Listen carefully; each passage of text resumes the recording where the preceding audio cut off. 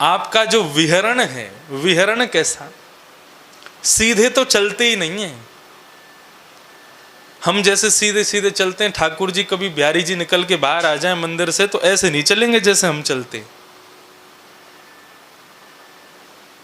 चाल अटपटी सो है बला तेरी, गोपियां कह रही हैं। किसी गोपी को देख करके कोई पुरुष गावे तो समझ में भी आता है, लेकिन यहां ठाकुर जी को देख के गोपियां कहती हैं चाल अटपटी सो है बला तेरी, चाल अटपटी सो है। अटपटी चाल चलते हैं, टेढ़ी मेढ़ी। अच्छा, वेणु गीत में इस बात का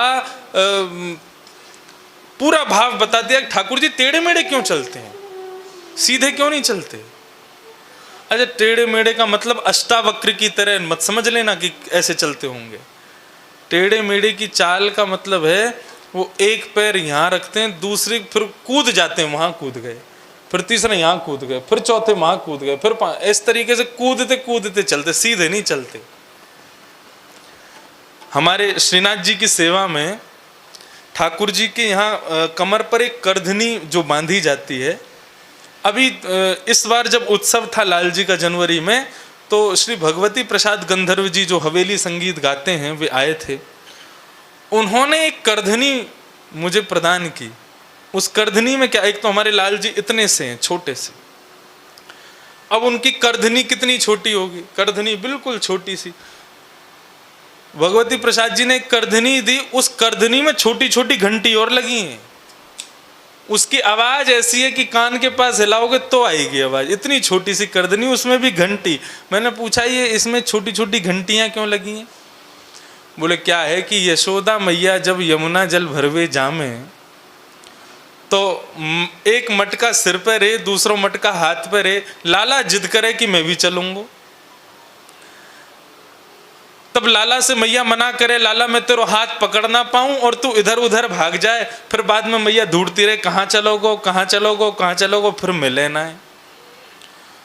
मैया बोली बड़ी परेशान हूं मैं या लाला ते, माने है ना है वन में संग जावे और मैं हाथ पकड़ू ना हूं खो जावे।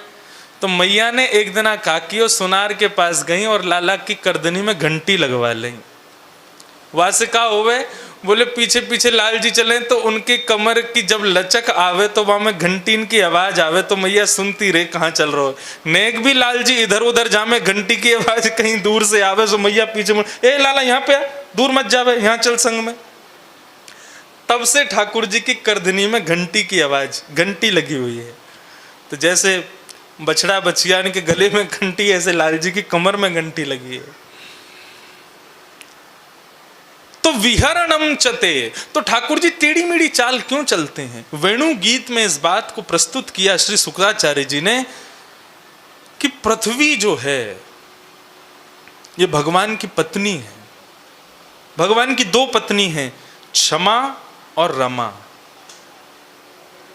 रमा कौन? लक्ष्मी। और क्षमा कौन? पृथ्वी। तो पृथ्वी पर भगवान जब आते हैं तो पृथ्वी अब प्रियसी है, भगवान की पत्नी है, इतने दिन बाद आए हैं भगवान। तो भगवान क्या करते हैं, जहां कहीं भी भगवान को इतना सा भी गड्ढा दिखाई देता है तो वे मन में विचार करते हैं कि हमारी क्षमा रूपी पत्नी के ऊपर ये किसी ने प्रहार किया है और उसको कष्ट हो रहा है और इनके लिए सबसे सुंदर औषधि मेरे कोमल चरण हैं। तो ठाकुर जी दृष्टिपूतम निषेध पादम, अपनी दृष्टि से पृथ्वी को देखते हुए चलते हैं। जहां कहीं भी हल्का सा भी गड्ढा दिखाई देता है ठाकुर जी वहीं कूद जाते हैं ताकि उनके कोमल चरणों से पृथ्वी को सुख मिले। इसलिए ठाकुर जी की जो चाल है वो अटपटी है, टेढ़ी मेढ़ी चाल है। एक चरण यहाँ रखते हैं, दूसरा चरण वहाँ रखते हैं, तीसरा चरण यहाँ रखते हैं, इसलिए ठाकुर जी टेढ़े मेढ़े चलते हैं।